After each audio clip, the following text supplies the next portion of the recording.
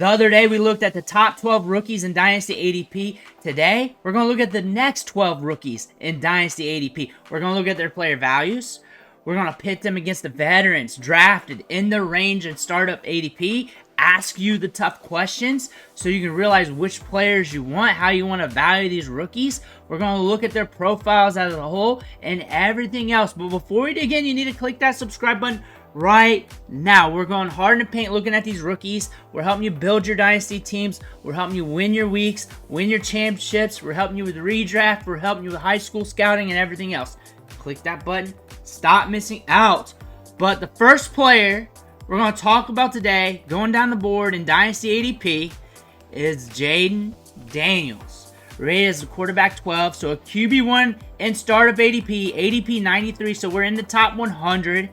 A decorated collegiate career, and the players drafted around him, ahead of him: David Njoku, Keenan Allen, Javonte Williams, Jalen Warren. Behind him, Zamir White, Xavier Legette, AD Mitchell, and this is 1 QB. Most people play in 2 QB, but really wanted to hammer home the player values of the skilled players for those 1-for-1s because we know where Jayden Daniels is really being valued in Superflex and in Superflex rookie drafts.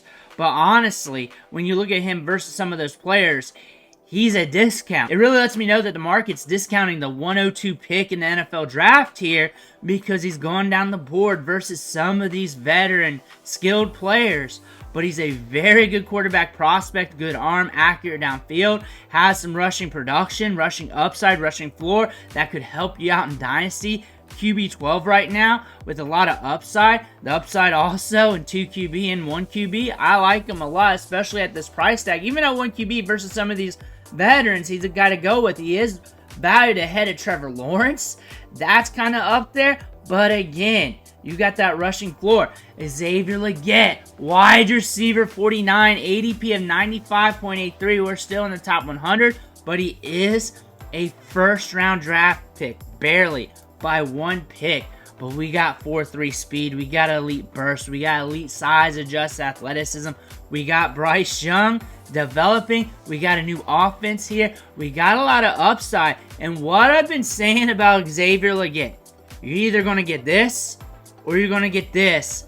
Probably nothing in between, because I'm not seeing him make a living in the league being the wide receiver 40 range for year after year after year. I see him being top 10 or being top nothing. That's what I see out of Xavier Legette, and I like that out of my players sometimes. I like that. Some people hate that, but you got to have a few of those guys on your roster because when they hit, it's glorious. When they don't hit, you already know. You got to know your asset class. And the reason why I say that, look at the production. Look how long of a collegiate career he has. Look at the size adjusted athleticism. Look, he got drafted in the first round. Look at the team he's with. There's a lot of upside here. You can say that when you look at everything. You can also say there's a lot of downside. The metric says, hey, the odds are kind of stacked against him since he's an older wide receiver prospect, since he's late to the game. But there's also a story you can wrap around that. But usually with these players, you can wrap a story around them. We got 4.3 speed. We got upside. I'm seeing either here or here. And if you hate that, you're always going to look at here. If you love that, you're going to look here. And everybody's going to be different. But when you look at his profile here, his startup draft ADP, him or AD Mitchell, him or Najee Harris, him or Tony Pollard, who would you rather have? Because Tony Pollard can get you production for the now, but he's never going to zoom back up ADP. He's never going to be that stock again. Him or Zamir White. Zamir White's a running back, but running backs are not for long in the NFL anymore. Xavier Legette, though, what I said is he's boom bust, but AD Mitchell, similar but a little different. I see a little bit of Will Fuller in his prospect profile as a wide receiver who can stretch the field and make big plays happen. But we're in an offense here that the quarterback's going to run a bit. We also got Michael Pittman, who should command around 25% of the targets. That's a lot of targets. You also got Josh Downs going into year 2. He should command, what, like 17 to 18% of the targets? But AD Mitchell, his skill set is getting downfield, stretching it, getting those air yards. And what does that do? That gives you splash production. He's also a better route runner than advertised. He's great for the Colts. He's great for real football.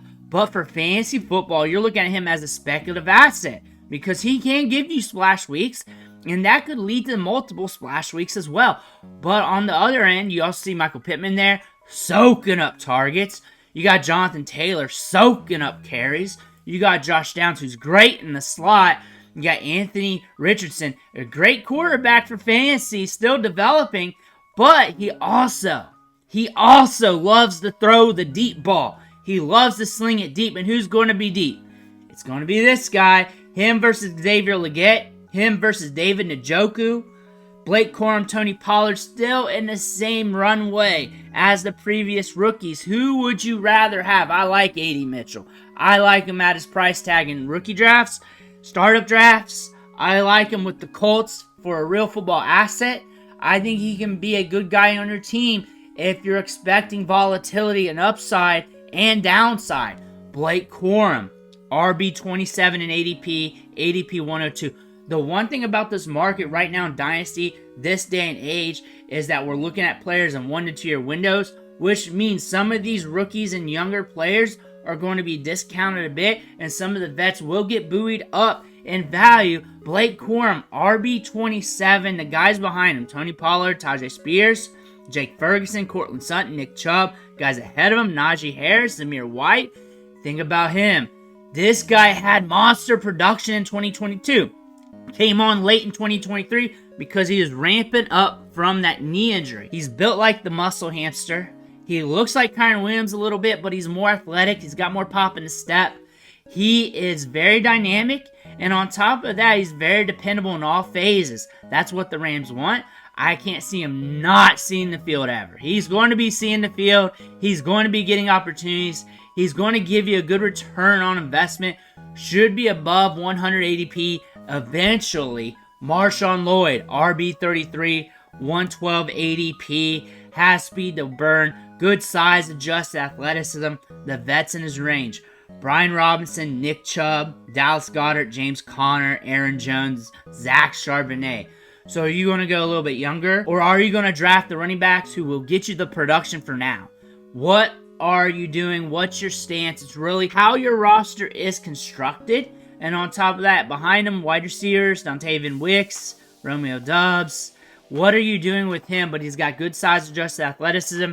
He's on a team that can move the football. We got Josh Jacobs in front of him. And all it takes is an injury, and he's going to see a bump in ADP instantly, a bump in dynasty value if something happens to Josh Jacobs. Roman Wilson. A lot of people down on him because he's a third-round pick. Wide receiver 54, though, in startup draft ADP, and there's not much competition for the wide receiver 2 job.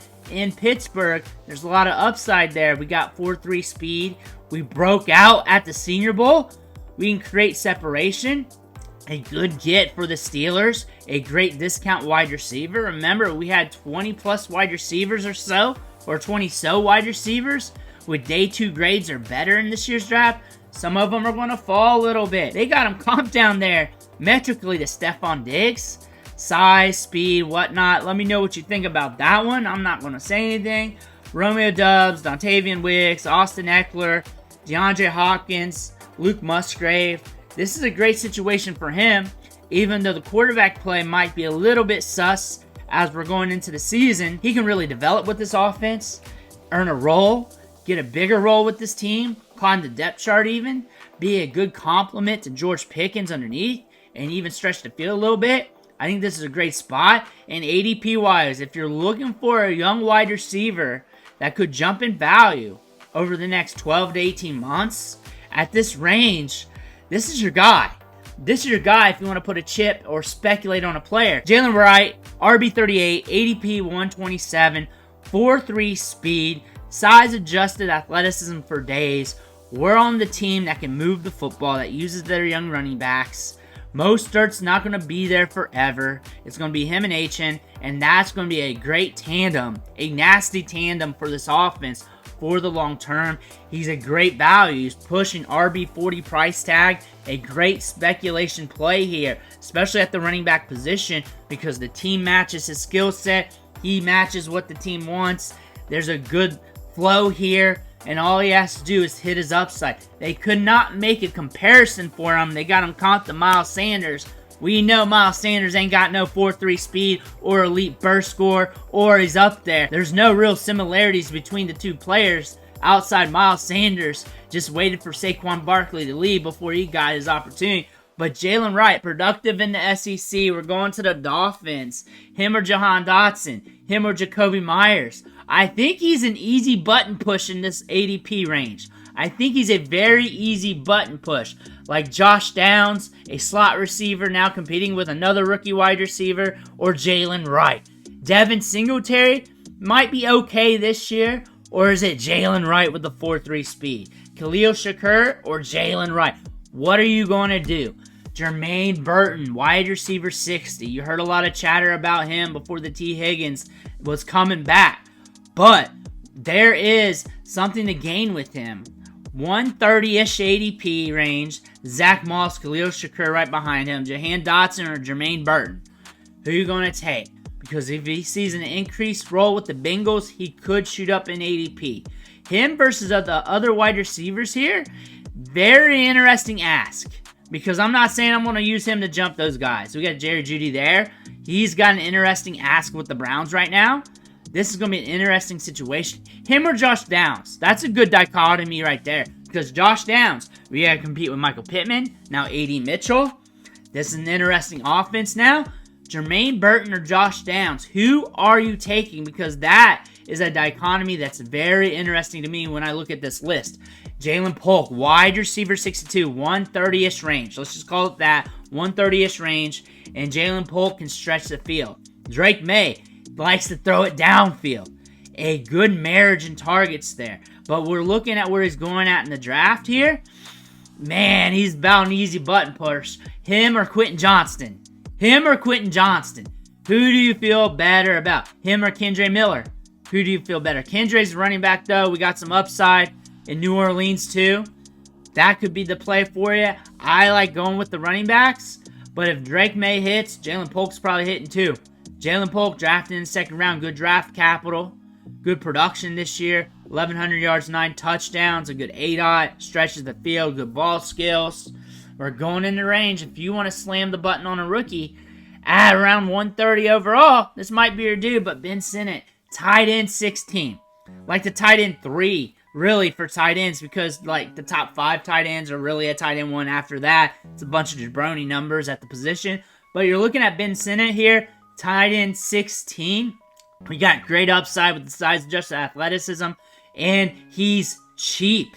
He could be your tight end 2. If you went tight end early and now you want a developmental play at tight end, this could be your tight end 2. This could be your second tight end that you're working with on your team. So you can get your prospect, but not hoard tight ends too. That would be my strategy here in startup drafts. Like I get my Kyle Pitts or whatever you want to call it. And now a few rounds later, about a handful of rounds later, you get him and you're good to go. Him or Jared Goff, Cole Kmet. Him versus Cole Kmet. That's an interesting play because now they got 3 wide receivers in Chicago. Maybe send it for more upside. Kendre Miller, I think I'd go with the running back. Pat Freiermuth.